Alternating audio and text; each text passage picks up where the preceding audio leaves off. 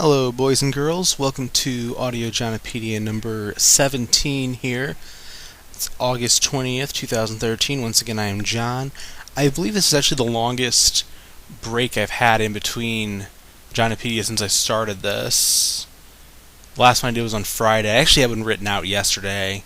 I was going through it. I wanted to post it, but about 10 minutes and I was like, oh, this is absolutely awful. This is just unprepared, unfocused, which, I don't want to do that. This isn't live. I may record it in one take, but there's at least some discretion as to what's published. So I at least have that. I guess this puts me in sort of an awkward situation now because I have to go forward with people realizing that whatever, stupid thing I post, I actually do think it has some level of quality to it, or I wouldn't have posted it. Maybe I shouldn't have admitted this part, but I digress. Only going to have one topic today. It's actually one I've been preparing for a while, which is NFL preview. Obviously, the National Football League is starting up in a couple of weeks. People are getting their fantasy football drafts in order, making prognostications, their predictions for the season. So I'll do the same. I have a rundown of every division, ranking teams 1 through 4, predictions for who will win the AFC, NFC, and the Super Bowl. So, without further ado, I'll go about it. I'll try to not get too serious or bogged down here. I'm not going to tell you about how some third-string strong safety is going to emerge and allow a team to finish in second place in their division. It's kind of boring. I'll try to joke around a little bit. We'll see how it goes, though. Start off with the AFC East, sort of arbitrarily decided order here. Not really sure how I came up with it, but we'll go with the AFC East first. Fourth place, I'm going to go with the New York Jets, sort of fashionable pick. A lot of people are picking them to be the worst team in the NFL this year. I'm not going to quite go that far, but I do think they're going to be the worst team in the division. I don't think there's really a whole lot of hope for them to be. I mean, they could finish third, I guess, but they're not going to be competing for the division. It's actually sort of a weird thing that's happened with Mark Sanchez over time. When he first came into the league, he was drafted, I think, number 5 overall out of USC. I didn't like the draft pick to begin with. I didn't think he was very good at USC. He had okay results, but he was also following up on guys who, 1, had better results, and 2, weren't good in the NFL either.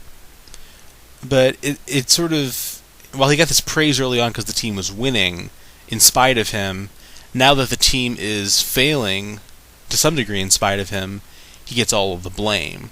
Now, this isn't to say that Mark Sanchez has played particularly well, because he hasn't, but he's far from the sole reason that the Jets aren't very good.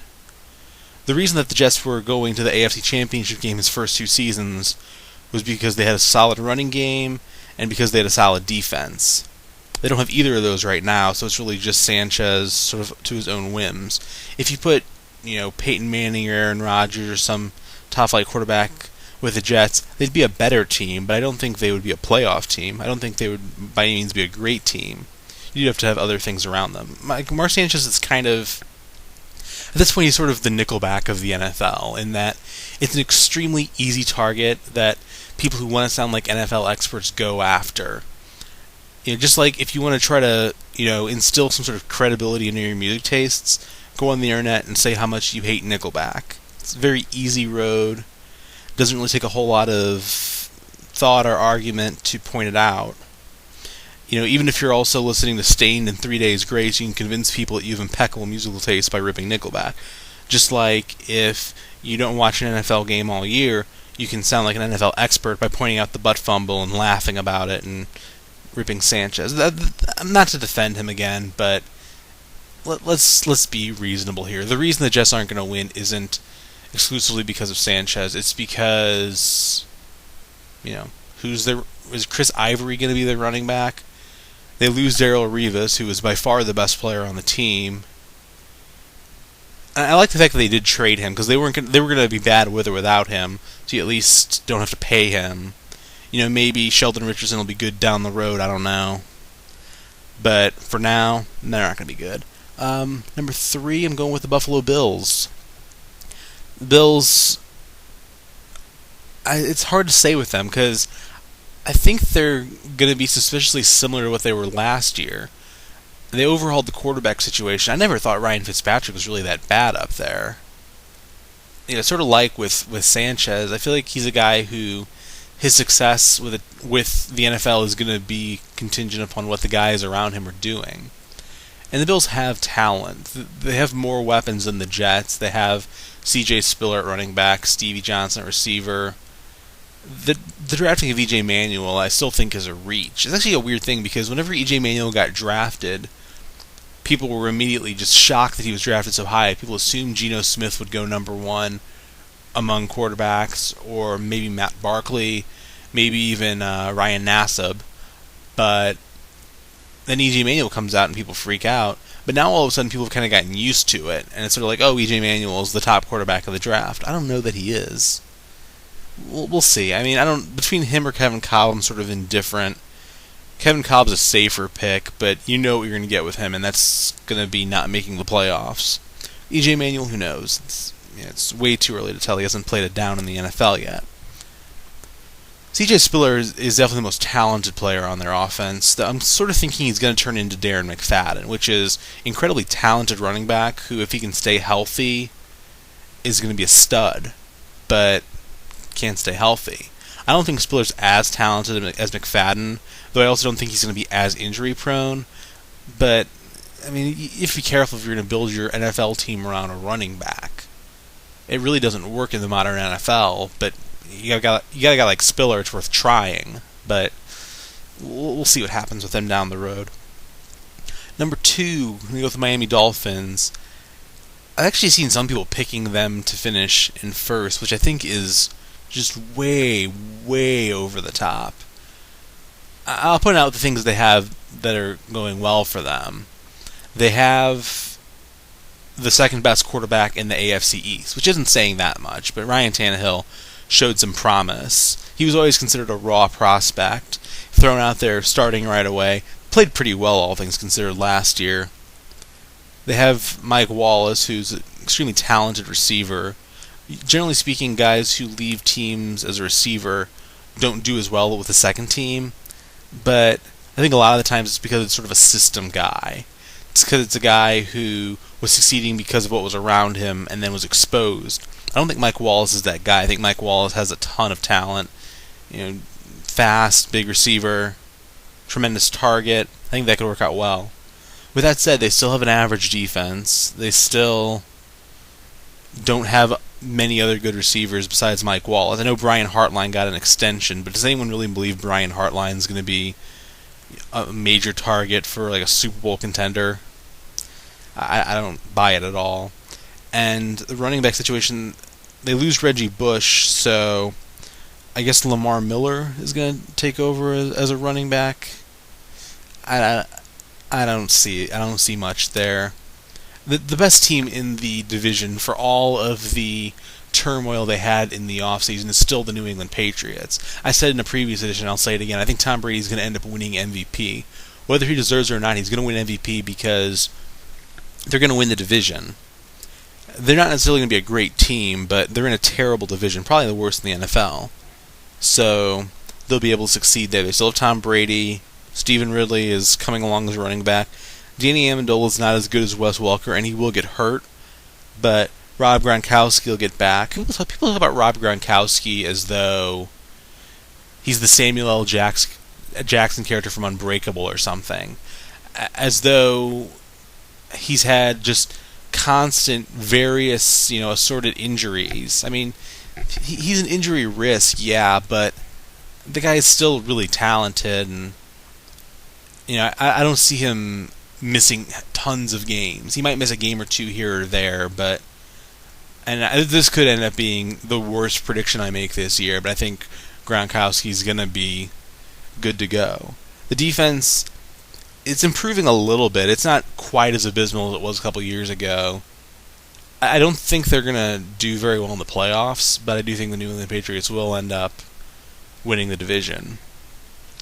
Alright, I'll move on to the AFC North here. I promise I'll pick up the pace a little bit. I'll eventually get kind of worn out and stop feeling like talking. Number 4 in AFC North, I'm going to go with the Cleveland Browns. Browns are really the Ringo Starr of the AFC North, in that if you like, for instance, if somebody ranks their favorite Beatles, they rank them 1 through 4, and they put Ringo Starr anywhere other than number 4, you know they're just being a contrarian. Like, nobody actually objectively looks at the Beatles and says, "Oh, Ringo's better than so and so." It's usually the people that don't like Paul McCartney that rank Ringo other than 4th. But let's put it this way: Ringo Starr, his generally accepted best song with the Beatles that he wrote was "Octopus's Garden," which is on Abbey Road, in which every other member of the band has a better song. Like, he's a clear 4th, and Cleveland's a clear 4th.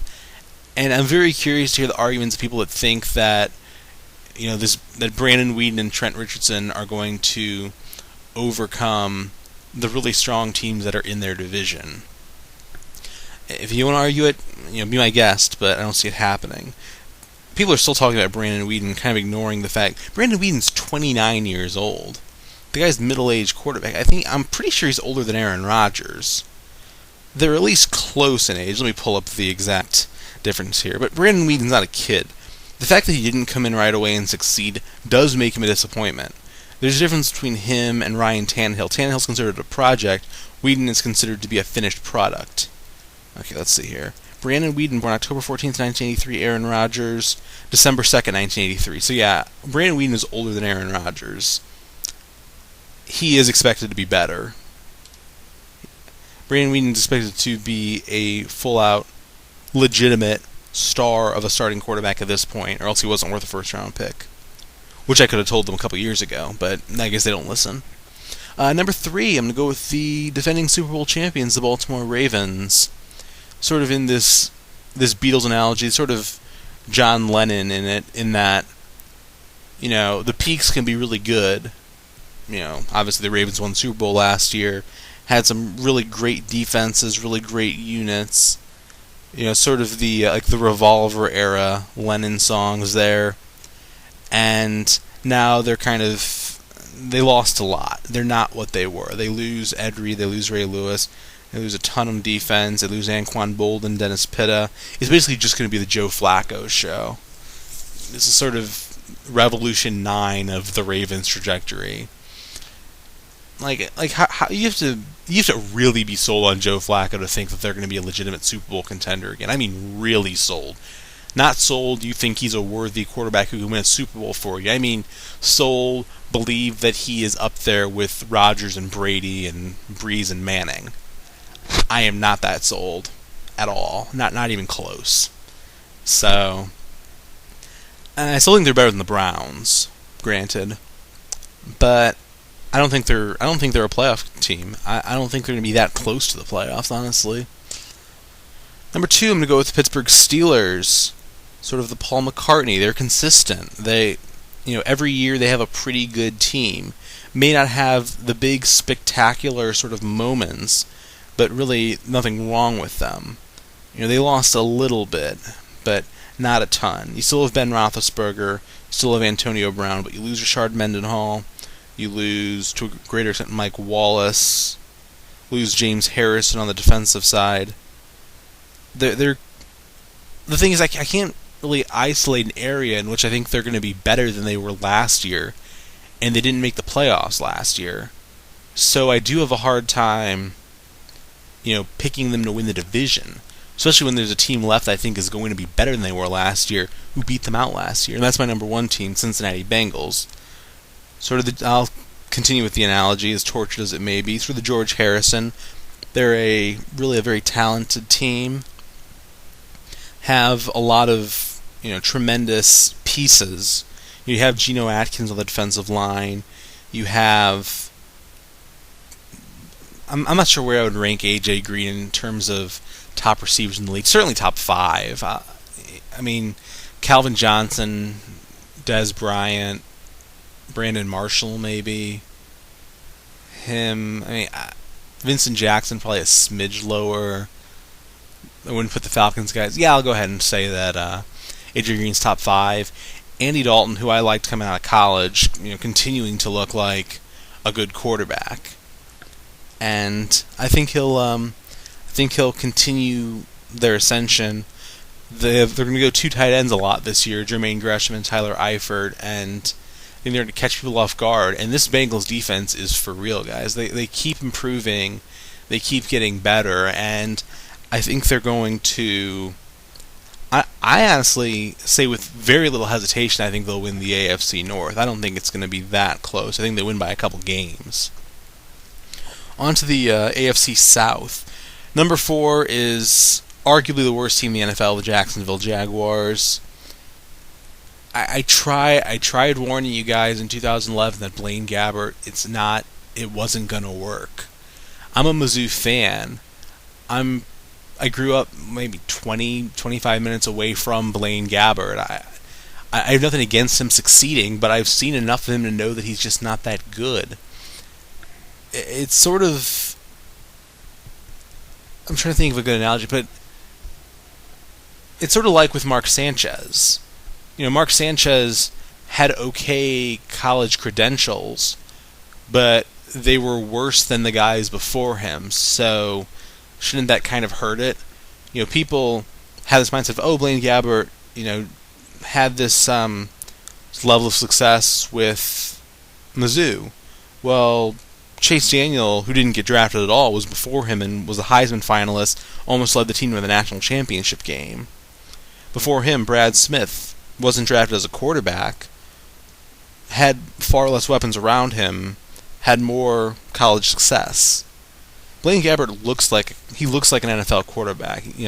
Big guy, strong arm, but he's never really put it together. I don't think they're going to now. Basically, their only weapons, especially with Justin Blackmon serving his suspension. You have Maurice Jones-Drew, but he's slightly past his prime, has the injury concerns. You have Cecil Shorts, who I think he's okay, but I think really gets attention basically from the fantasy crowd because he's their only option. Sort of like how Trent Richardson gets a lot of attention, disproportionately so from fantasy people, because he's the only option on his team. So it'll be with Cecil Shorts through the first 4 games of this season. Their defense, there's really nothing there worth noting.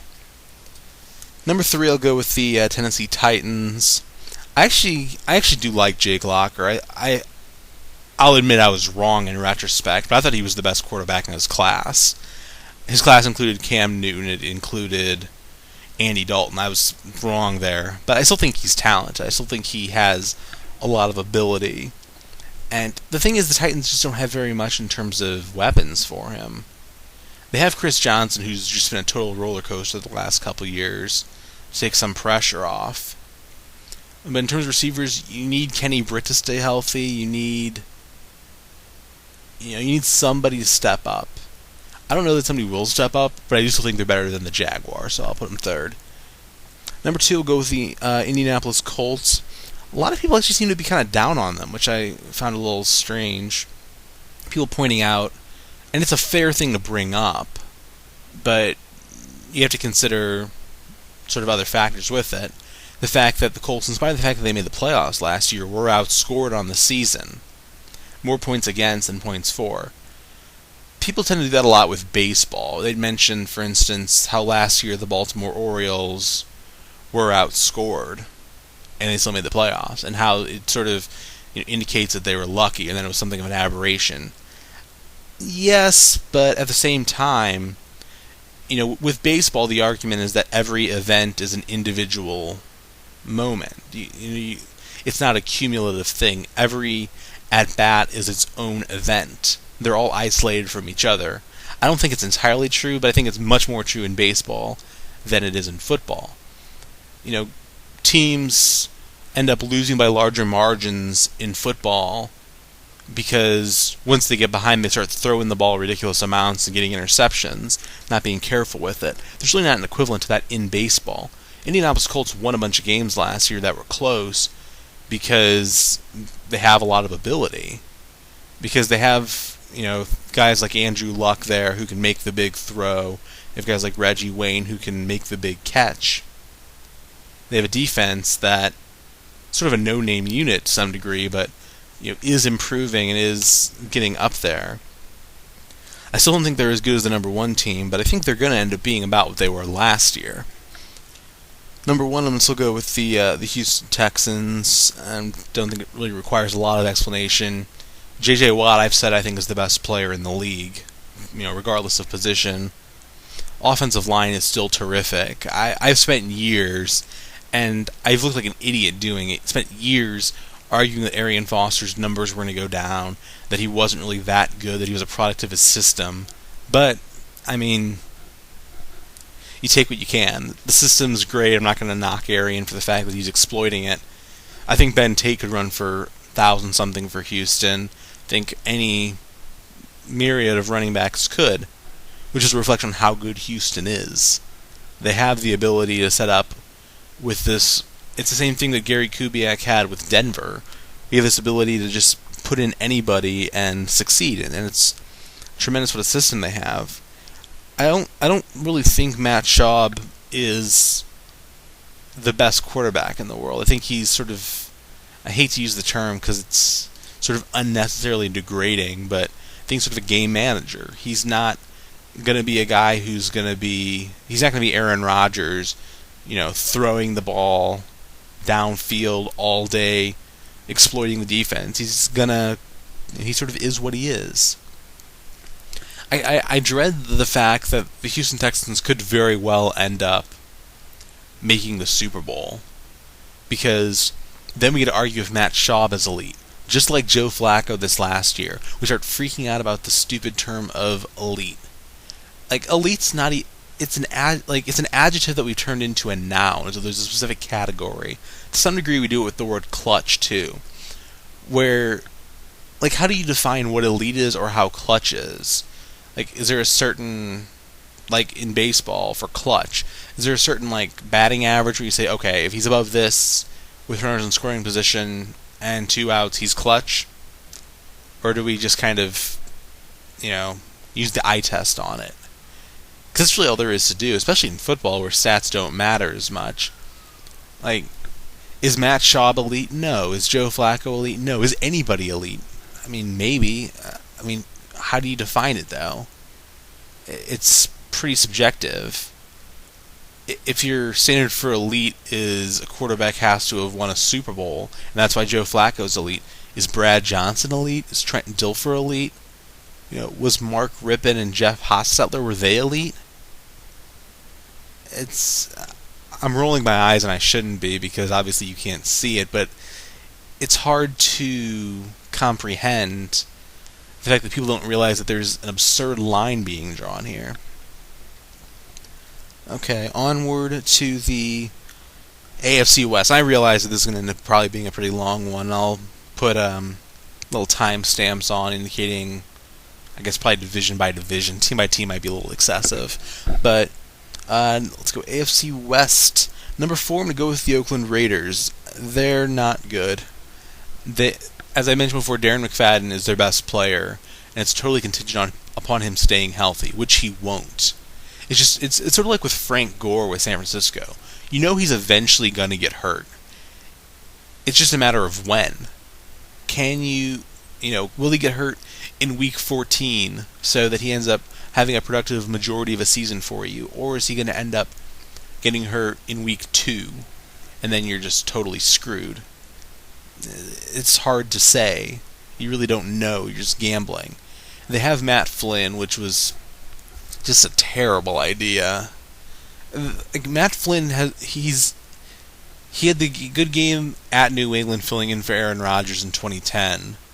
He had the good game filling in for Aaron Rodgers in 2011 at home against the Lions, and that's it. He's made millions of dollars in the NFL because he filled in for Aaron Rodgers, and it never once dawned on people that perhaps the Packers system was pretty good.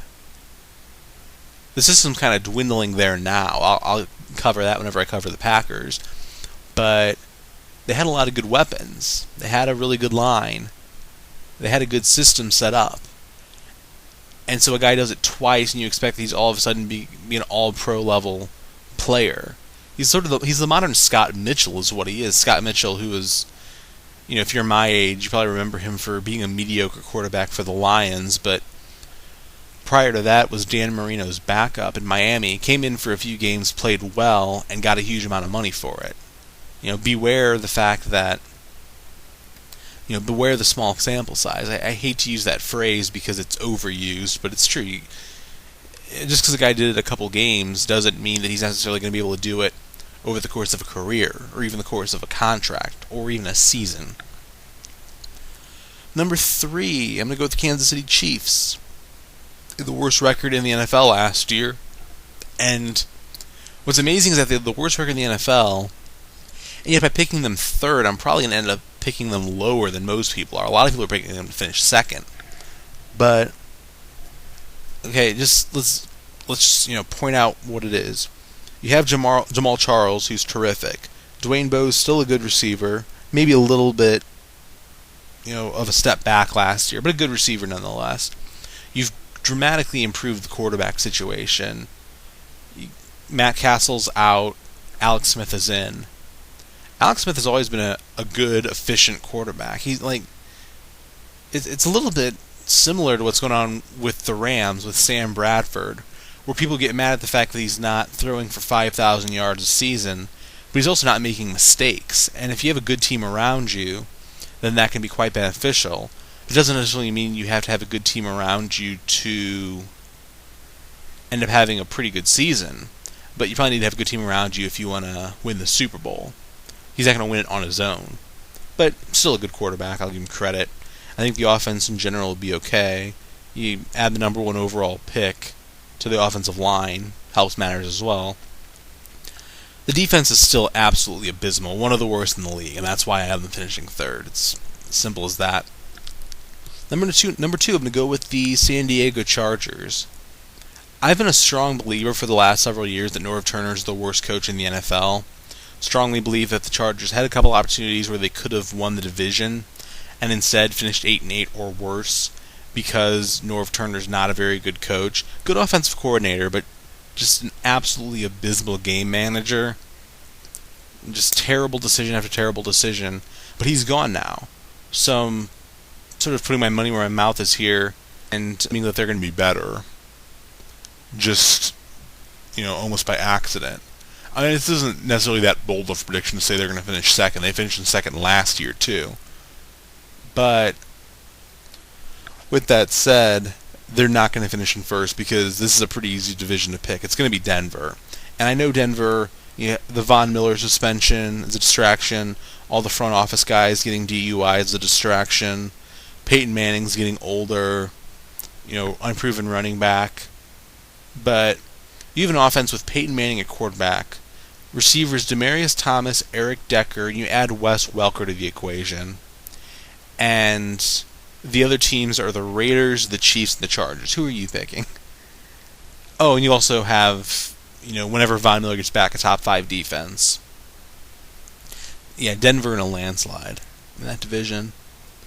As far as who's going to win the AFC, obviously, best team in the AFC, as Skip Bayless pointed out, the Seattle Seahawks.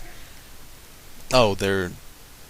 Okay, being told that the Seattle Seahawks actually have been in the NFC for quite some time now. That was a terrible joke. I apologize for that. Well, what was funny to me, though, was...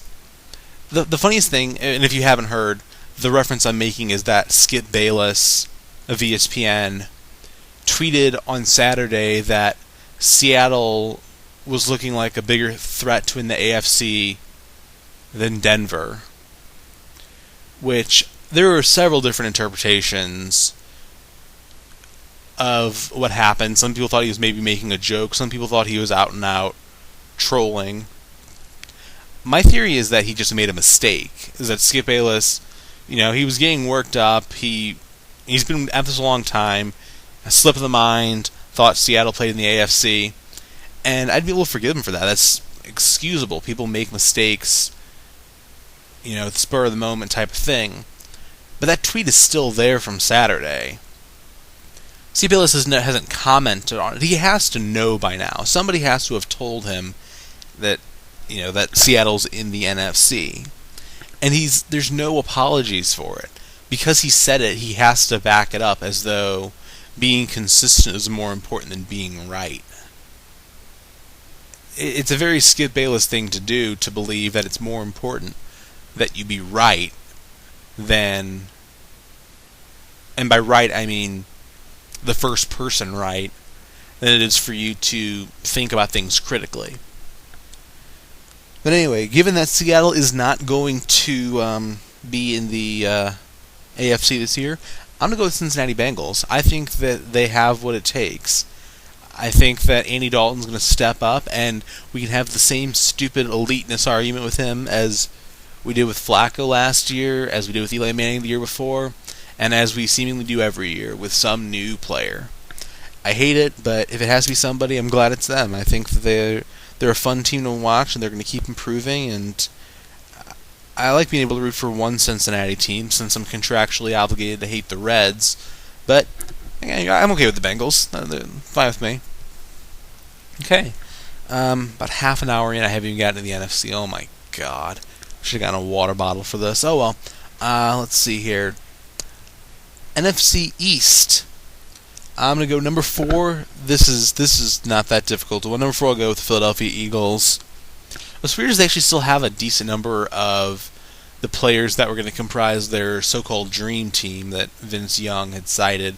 They still have Michael Vick, still have LaShawn McCoy, still have Deshaun Jackson, still technically have Jeremy Maclin, though obviously he's hurt. He's going to miss the season. But they got old fast. Their defense isn't that good. The Nnamdi Asomugha thing just never worked for them. LaShawn McCoy is decent, but I think he's been overrated. There's nobody who saw LaShawn McCoy in college at Pitt possibly thought this guy's going to be a top NFL running back. He was very average. But, I mean, the only way that the Eagles cannot finish in last place is if Michael Vick stays healthy for the entire season. He's had one season his entire NFL career in which he played all 16 games, and that was 7 years ago. And Michael Vick's just getting older. I mean, the best case scenario for him was going to be that he was going to basically become Randall Cunningham, which would be that, like how Randall Cunningham, later in his career, like he had some running ability, but definitely wasn't this amazing physical freak like he was earlier in his career. But, was able to throw the ball, had that amazing year in '98 with the Vikings, where he was, dealing to Chris Carter. I shouldn't use the phrase dealing to Chris Carter, that sounds bad, but, tossing it to Carter, tossing it to Randy Moss, getting it to, was it Jake Reed? Was that his name? I feel like that's somebody else. I'm going to just verify that Jake Reed is who I'm talking about, that he's not just somebody else. Okay, yeah, it was Jake Reed that I was thinking of. No, it's, yeah, it is, okay. I'm going to move on to the next team. But, number 3, I'm going to go with the New York Giants. They pretty much, they're stuck with the same roster they had a couple years ago. And there's still talent there. But they're just getting older. They haven't really replenished it. The defense has taken a step back, and there doesn't seem to have been a huge effort to improve it. You have Eli Manning, who's good, arguably elite, depending on who you're talking to. But at this point, the receiving is, you have Victor Cruz, and you're just hoping Hakeem Nicks stays healthy. And running back, I don't know what's going on. Honestly, I don't think there's a huge gap between teams 1 and 3 in this division, but I had to go with the Giants at 3. Number 2, I'm going to go with I'll go with Washington Redskins. I'm sort of hedging my bets here. If RG3 stays healthy and is what he was last year, they win the division. It's probably not that big of a problem. And by what he was last year, I mean what he was once they got things going around week 5 or so, where they really hit the ground running and were terrific. I don't know that he will stay healthy, though. And if he does stay healthy, it may very well be a byproduct of not running around and counting on his receivers, which means counting on Pierre Garçon, Fred Davis, and whoever else they have going. The rest of them I just don't think are that talented of a team. Their talent mostly is around Robert Griffin III, who's terrific when he's healthy, but I don't know that he's going to stay healthy. You saw him kind of limping to the end there at the end of last season. And a lot of people mention Kirk Cousins is a more than capable backup. I don't question that he is, but Cousins isn't the dynamic playmaker that RG3 is.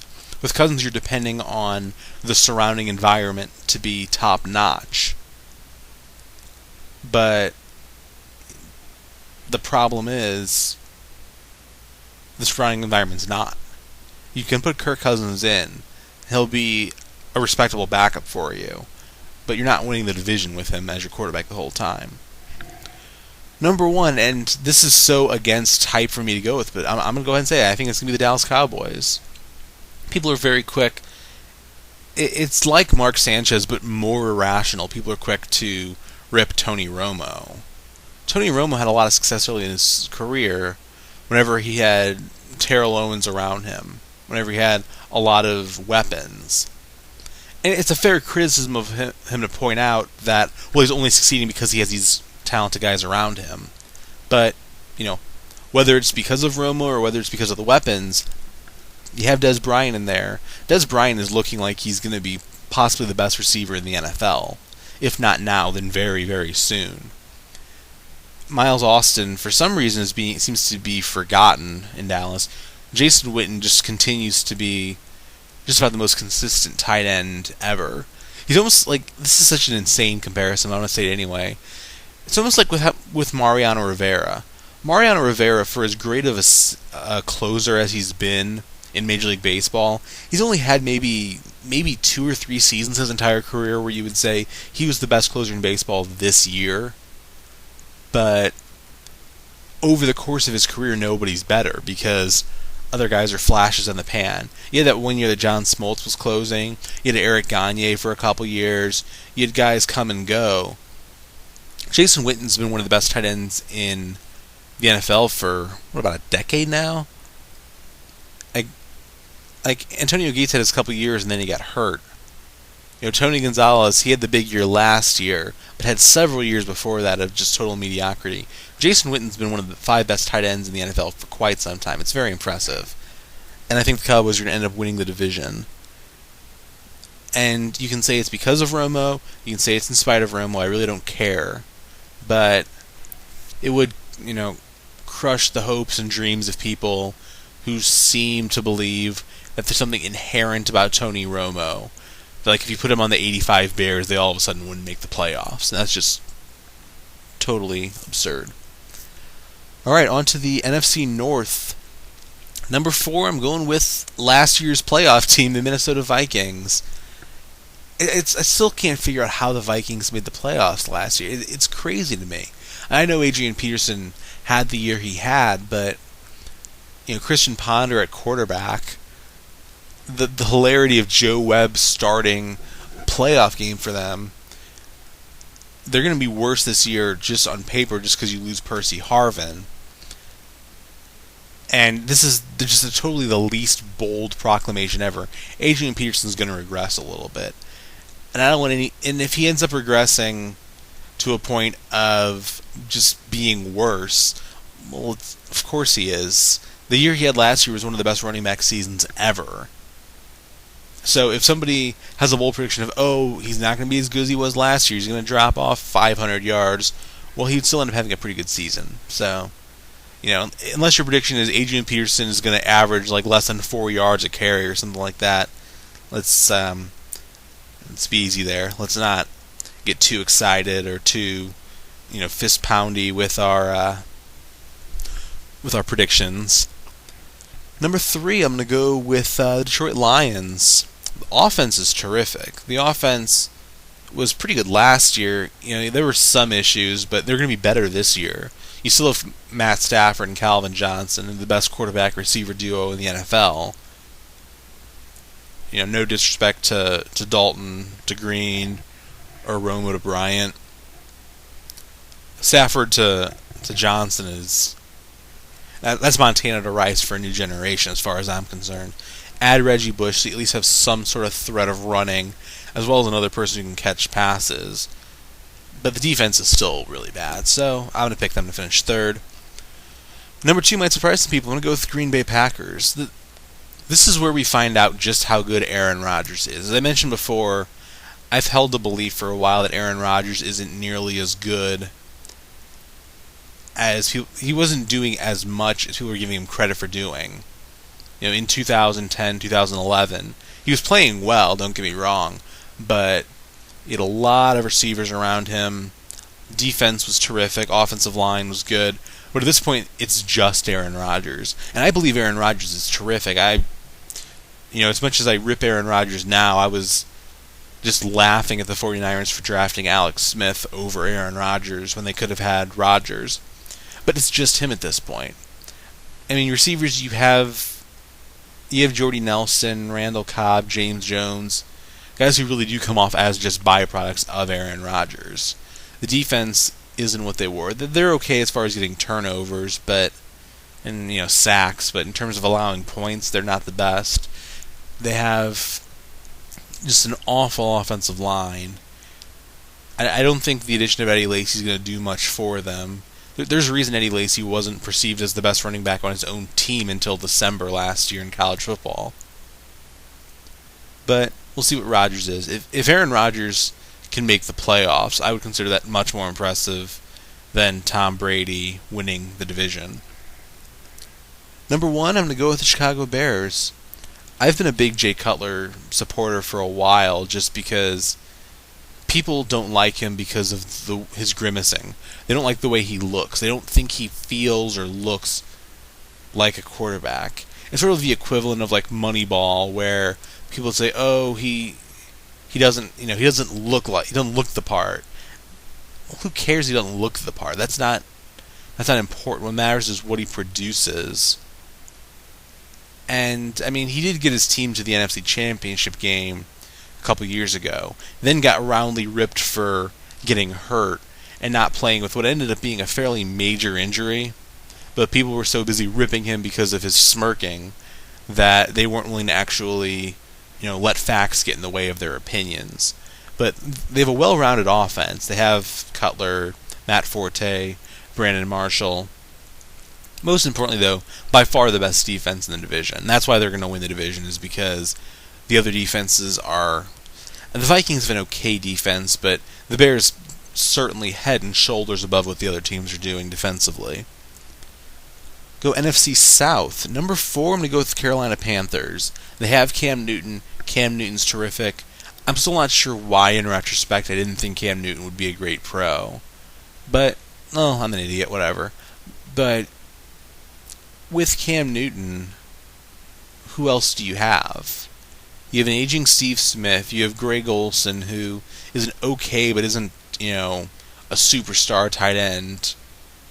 You have Kuechly on the defense, but not a whole lot there that's too scary to me. It's basically just the Cam Newton show. It's sort of like with Aaron Rodgers, but the difference is I think Aaron Rodgers is better than Cam Newton. But we'll see what happens, though. Number 3, I'm going to go with the New Orleans Saints.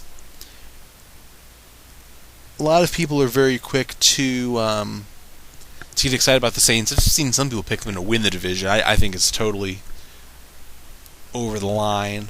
But with the Saints, very important thing to keep in mind. In addition to easy grievances like they don't have a great number 1 receiver or Drew Brees is getting older, they had one of the worst defenses in the history of the NFL last year.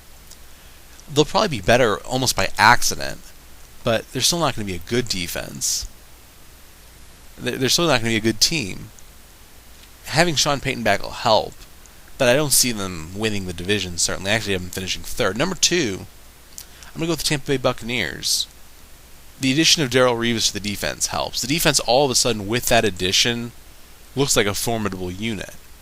And the offense has been getting better for a while, and I think they have a solid trio with Josh Freeman, who I still am high on, Doug Martin, who had a breakout year last year, and Vincent Jackson, who I think talent-wise, as I've said before, arguably a top 5 receiver. They, however, are not as good as my number 1 team, the Atlanta Falcons. They had a great offense last year. The best receiving duo in the NFL, Julio Jones and Roddy White. Matt Ryan, still a great quarterback. I don't want to start an elite argument with him, though. If they do what I think they're going to do, it will happen.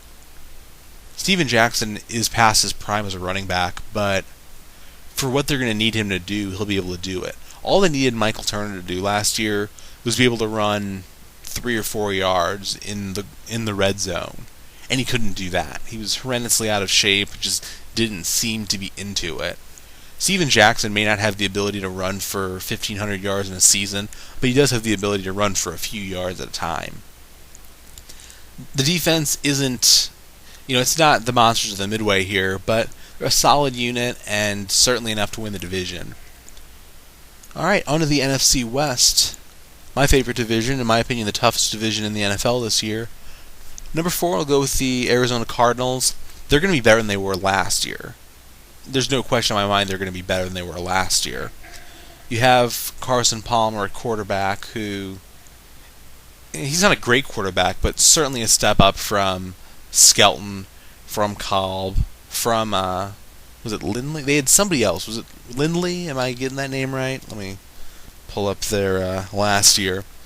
But their quarterback play is absolutely going to be better than it was last year. Their defense has actually been pretty good for a while. Patrick Peterson really coming into his own lately. Still not much in terms of running backs. They have Mendenhall now, but he's pretty beat up. Larry Fitzgerald as a receiver certainly is up there. Michael Floyd hopefully will emerge. Among fourth-place teams, they're probably, in my opinion, the best fourth-place team that there is. But, fourth place, what do you call the best fourth-place team? Last place? Sort of a little bit of a spin on the old joke about doctors and their graduating classes. So I'm still trying to pull up this list of the quarterback. Yeah, Ryan Lindley is who it was last year. God, they were a mess at quarterback last year, but really not at much else. If Carson Palmer stays healthy, they could end up being a pretty good team. Number 3, I'll go with the St. Louis Rams. I think they're going to be better than they were last year, which, there's so much hype in the St. Louis area around them that it's easy to forget what they've lost. They lost Steven Jackson, the franchise all-time leading rusher. They lost Danny Amendola, who always got hurt, but whenever healthy was the best receiver on the team. They lost Brandon Gibson, who, granted, a lot of people, including myself, didn't think he was that good, but stats would argue otherwise. But the offense is going the right direction. They have a lot more youth and speed. Tavon Austin, Chris Givens. They don't have, the big every down running back like they used to have, but as I've said before, I don't think in the modern NFL that's really an important factor. With as far as the defense, so that's going to be the unit that carries them. I think they could very well be a top 10 defense this year. They'll be up there. Great, sacking unit with Chris Long and Robert Quinn. Secondary, Cortland Finnegan, even in St. Louis, doesn't get enough attention for how good he is, how much he's able to shut down the other side, how he's able to shut down his side of the ball. I mean, he's such an agitator. He really is the football equivalent of Chris Carpenter in baseball, where if he's not on your team, you hate the guy. And I hated Cortland Finnegan when he's on the Titans, but I love the guy now that he's on the Rams. Just like I can guarantee if Chris Carpenter was on a team other than the St. Louis Cardinals, I would despise the guy. There's no question about it. But for my team, absolutely. However, I think they're good. I think they have an outside chance of the playoffs, though I wouldn't say that they'll make it. But number 2, I'm going to go with the Seattle Seahawks. With the loss of Percy Harvin, they're basically going to be what they were last year. The problem is I think last year they caught a lot of breaks. Their defense, a lot of people are saying that they're the best defense in the NFL. I don't think that's even remotely true. I think they're a good defense. I think they're arguably top 5, but not the best. Not the absolute best defense. Now, as far as with the offense, they still have, with the loss of Harvin, it'll hurt, but they still have Russell Wilson. They still have Marshawn Lynch. But I think Wilson particularly is going to come down a little bit. I still think they're going to make the playoffs, but I don't think they're going to win the division. Division winners, I think it's going to be the San Francisco 49ers again. I think they're better than they were last year in a lot of regards. The one thing that concerns me is sort of what happens if Kaepernick goes down. A lot of times if a quarterback does well and then his replacement quarterback does well, I start to blame it on the system. I think with regards to Alex Smith and Colin Kaepernick, they just genuinely had two good quarterbacks.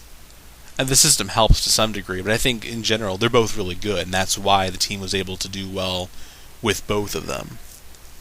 If something happens with Kaepernick, which is always a risk with a running quarterback, I don't know that Colt McCoy or whoever ends up being their number 2 is going to be able to guide the team really that far. The offense is a little fractured. The loss of Michael Crabtree is going to hurt because he was emerging. The fact that Vernon Davis and Kaepernick haven't developed that rapport yet. With that said, I still think they're the best defense in the NFL. The fact that you have Patrick Willis and Navarro Bowman, both basically playing the same position on the defense. You have Aldon Smith, and you have Justin Smith. This team could end up being, if the defense hits and Kaepernick stays healthy, this team is going to be a dynamo. With that said, I don't even think they're going to win the NFC this year. I'm going to actually say the Atlanta Falcons do. So therefore, my Super Bowl is the Atlanta Falcons and the Cincinnati Bengals. And my pick for Super Bowl champions is the Atlanta Falcons. I'm going to say that Falcons win it. Matt Ryan is declared elite. Steven Jackson wins the Super Bowl, being just kind of a part of the system, and Rams fans freak out saying we should have re-signed into a 8-year contract or something, and whatever. That's my prediction. I've been talking long enough. I'm going on 52 minutes. Oh my goodness. Alright, that's all I got though. If you have any fellow predictions, tweet them at me, post them on the Johnapedia article link. Do as you will. Have a great night.